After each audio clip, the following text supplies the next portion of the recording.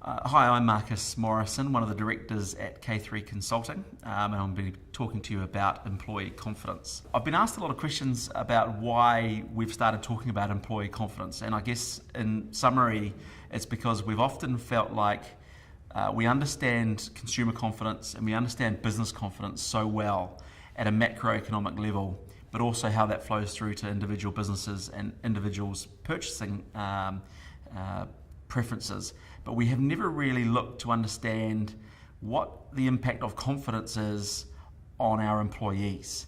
So why I want to talk about employee confidence is because it's really about understanding the extent to which an employee has confidence in their business today and into the future.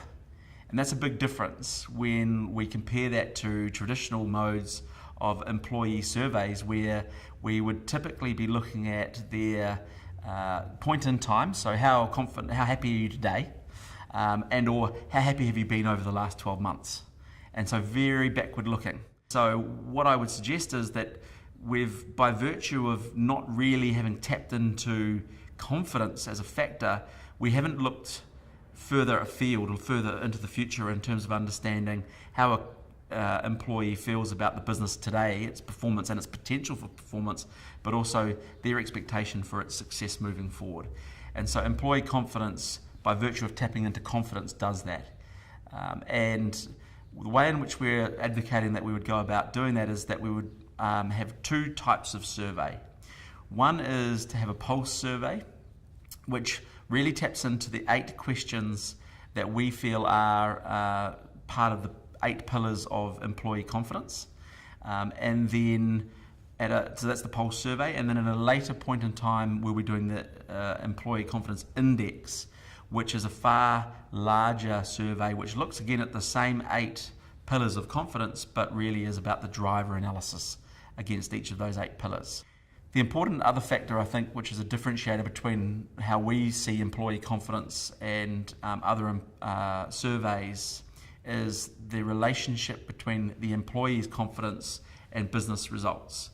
And why I think that's important is because if we have employees who are lacking in confidence, or if we have employees who are too confident, is that going to have a detrimental impact on our customer engagement, the customer experience? And so what we would advocate for is that during the pulse period you would be doing a Net Promoter Score question to look at the relationship between your employees' confidence and your customers' confidence. But when you do the index, you'd be looking at more drivers of your customers' confidence as well, to look at the relationship. And over time, you'll look at the relationship between your employees' confidence, your customers' confidence, and ultimately revenue and profit. So I think that really then becomes the full suite of employee confidence offered by K3, and I think ultimately it's something that hasn't been done here before.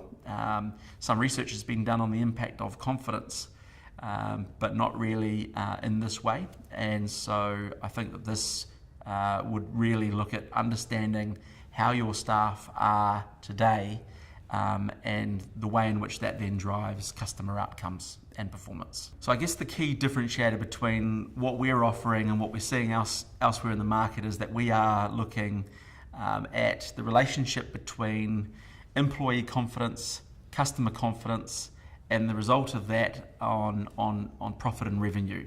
And I think when we start to understand that in relationship to business confidence and consumer confidence, we'll have a very strong picture of what's driving your performance.